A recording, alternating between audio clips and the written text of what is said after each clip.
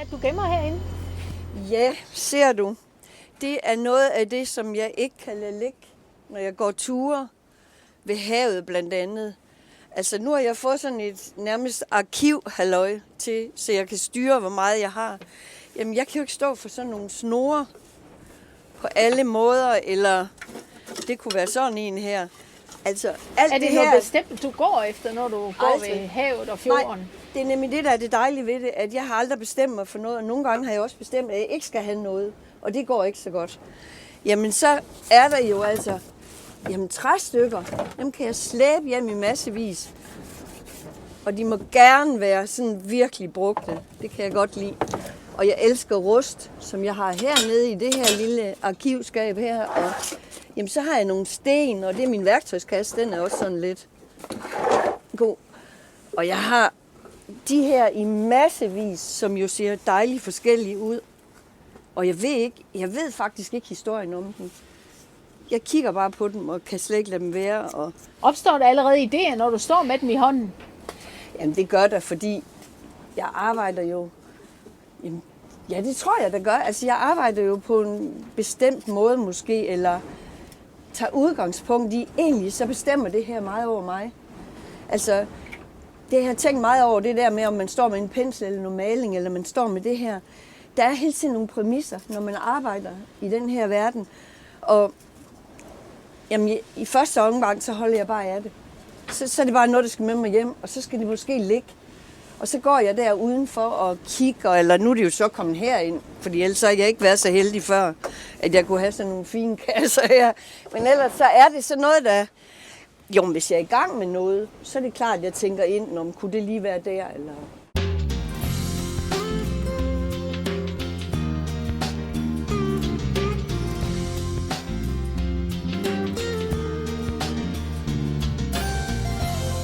Hvad er det, du har gang i her ved bordet? Jeg har gang i, man kunne jo kalde det en serie, fordi der er sådan en tendens til, at det går videre her. Og det er faktisk også en udstilling, jeg er inviteret med på, som jeg har inde i mit hoved. Og jeg kan jo godt lide at blande det lidt, men jeg siger, dem her til forskel for dem her, dem kan jeg bedre gå ind i og gøre noget ved, fordi de der naturtræ, dem er jeg lidt pyldret med, fordi de er så selvskønne. Det er de her jo også, men altså, der skal ske noget, og det arbejder jeg sådan lidt med. Nu er jeg lige ved, og jeg har noget mandelolie her, som jeg lige prøver at se, om kunne det have en sjov effekt. Altså, nu skal det jo stå noget tid, fordi så tør det måske væk for mig, og så bliver jeg nødt til at finde på noget andet. Men lige præcis den her klods, den har jeg haft til at stå ude, fordi så vil jeg gerne forske i netop det der med, det ligger jo dybt i mig, det med vejret og det med naturen og de ting, det netop gør, som man kan sige både for foræret, men det er også en præmis, jeg arbejder med. Så den har fået, hvis nu man sammenligner den med den derovre, som er helt rød, og sådan, det er de samme klodser. Og så prøver jeg på at gøre noget forskelligt ved den.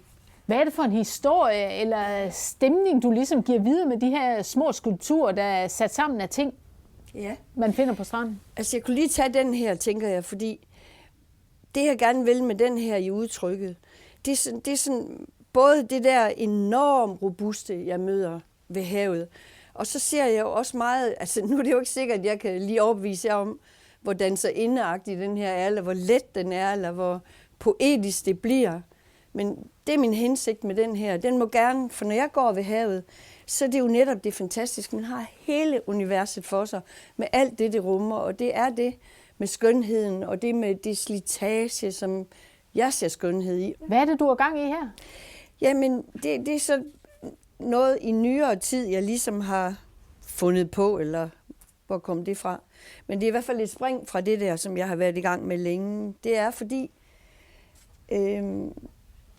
alt det småtterier her, det er også der, jeg kommer lidt på prøve i forhold til, at, og det tager mig meget lang tid, fordi det må ikke støje.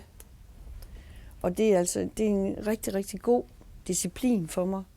Og det kan jeg mærke, altså nu har jeg lavet nogle stykker af de her undervejs, det er nogle nye, jeg lige er ved at lave her, at jeg kan godt lide den disciplin, jeg skal være under her. Og hvad er det, du kalder den? Jamen altså havkasser kunne man jo kalde dem. Det er jo stadigvæk, og det er jo sådan nogle kasser, og så kommer der jo et glas på, ikke? Også når de nu engang når til, at jeg kan blive tilfreds, så lukker jeg dem ned og kommer en ramme på, og så kan de hænge op med de her herligheder i. Og jeg vil rigtig, rigtig gerne have, at de skal være enkle. Og altså, for eksempel kan man jo sige, når jeg finder sådan en her, den er altså vanskelig at placere for mig, fordi den er jo noget. Jeg ved ikke, hvorfor jeg har den, men jeg må alligevel have samlet den op af en eller anden grund, men det var lang tid, inden jeg ville komme til at placere den, i hvert fald i sådan en lille sammenhæng, fordi jeg kan godt, den her, lige når jeg startede her, så kan jeg godt blive udfordret til at lave et blomsterbillede. Det gider jeg ikke. Det ligger lige for sig, når pigen noget, ikke også? Og jamen, det har jeg bare besluttet, at det gider jeg ikke. Så skal jeg gøre noget andet med den. Så kan jeg jo lige vente den om, at det tager lang tid at lave de her. Og de ligger her, og det kan være... Så hvad er det, du står og tænker på, når du sådan flytter lidt rundt på tingene? Ved du hvad, jeg går jo hele tiden ind i at stå her, og så kunne jeg godt lige suse noget, der gør noget. Jeg står hele tiden og komponerer inde i mit hoved, nøjagtigt, som hvis jeg lavede et billede. At hvad for et strøg skal det komme nu?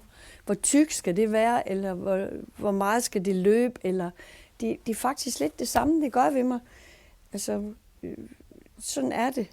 Her har vi nogle af dine færdige billeder, dine færdige havkasser. Ja. Hvad fortæller de? Ja, hvad fortæller de? Jamen, det der er spændende, det er, for mig i hvert fald, at når de så kommer op og hænger, så fortæller de faktisk en masse ved, at der er mennesker, der møder dem. Og altså lige præcis det her motiv, det har godt nok sat sindene i kog omkring. Altså jeg tror, der er meget, det ved jeg ikke. Jeg var jo selv så optaget af, at det kunne være en tunge, eller... Jamen altså det har det jo ikke været, da det lå derude. Jeg aner jo ikke, hvad det kommer fra. Men det, jeg elsker ved det her billede, det er, at det er så lille en komposition. Altså der er faktisk ikke ret mange elementer. Så for mig, der går det nemlig lige præcis op i en højere enhed. At det har et godt udtryk, og jeg kan godt lide, at det kommer ud. Det er derfor, jeg kan lide de her kasser. Det er fordi, jeg får det der lidt skulpturelle... Og den her, den er jo mere flad, kan man sige sådan, og jeg ved heller ikke selv om... Den er fin nok, men det er ikke en af mine yndlings, vil jeg så sige.